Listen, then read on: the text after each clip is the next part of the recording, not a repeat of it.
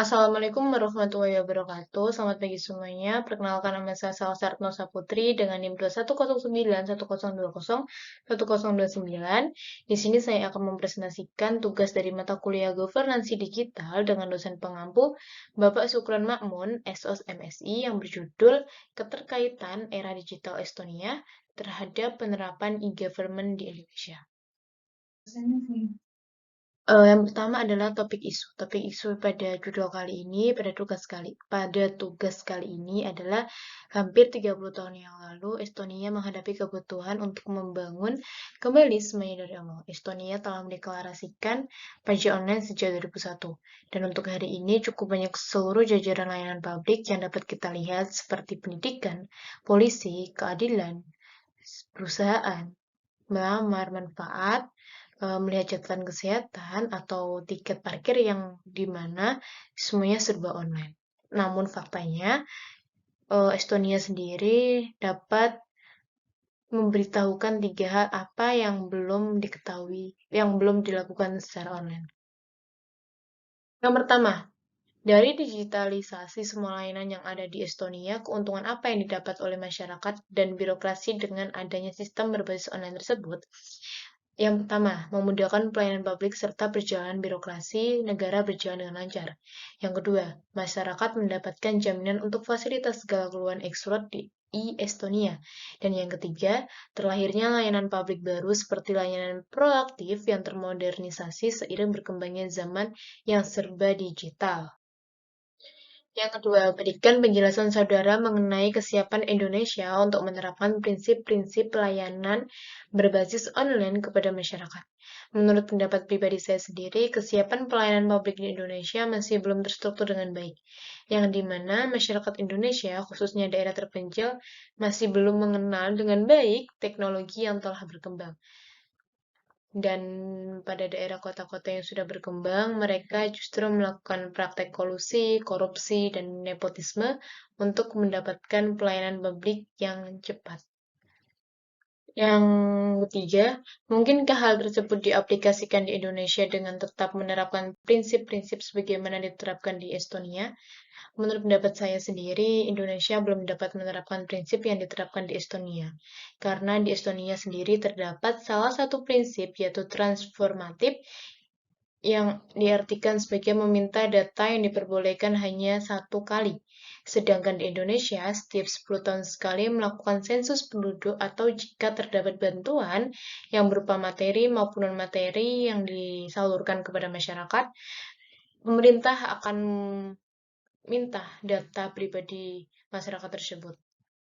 Yang keempat adalah hal-hal apa saja yang harus disiapkan untuk menuju era layanan berbasis digital secara menyeluruh seperti di Estonia. Yang pertama, menyiapkan infrastruktur digital.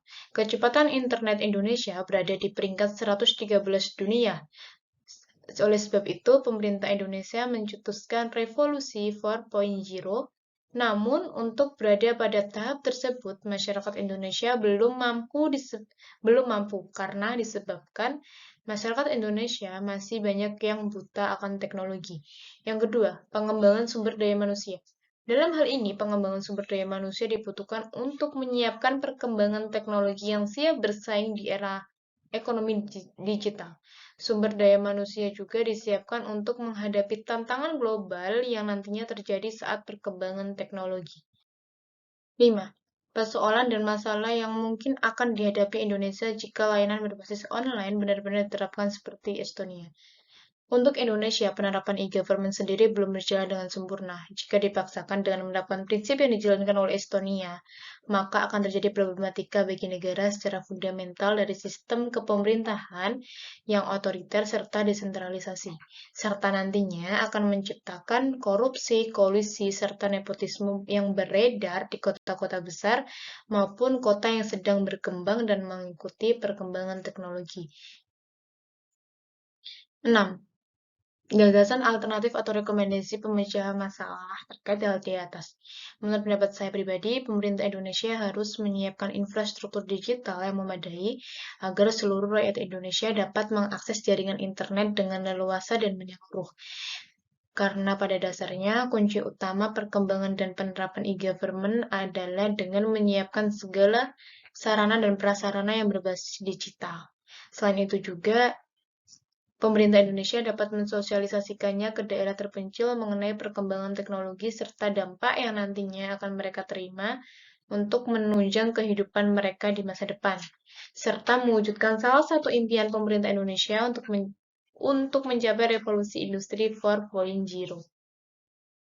7. Bagaimana kesiapan infrastruktur pada daerah-daerah terluar untuk menyambut layanan berbasis digital? Indonesia terdiri dari beberapa pulau yang lumayan susah untuk dijangkau. Setiap pulau tentunya mempunyai daerah yang belum mengakses internet ataupun teknologi yang sedang berkembang saat ini. Bahkan ada beberapa dari mereka untuk tidak mau menerima perkembangan teknologi. Jika dinilai kesiapan infrastruktur pada daerah terluar, tentunya belum terdapat tower sinyal ataupun toko yang berjualan smartphone. Jikapun ada, mereka harus menempuh jarak yang lumayan untuk mendapatkan sinyal tersebut. Ada beberapa dari mereka yang rela naik gunung untuk mendapatkan sinyal hanya untuk mengirim sebuah pesan. Dari perlakuan tersebut saja dapat dilihat bahwa infrastruktur pada daerah terpencil belum siap untuk menyambut layanan yang berbasis digital. Jika dipaksakan, nantinya malah mempersulit masyarakat untuk mendapatkan pelayanan publik demi kepentingan masyarakat. Sekian presentasi dari saya. Apabila ada salah-salah kata, salah-salah penulisan, mohon dimaafkan. Saya akhiri. Wassalamualaikum warahmatullahi wabarakatuh. See you on next assessment.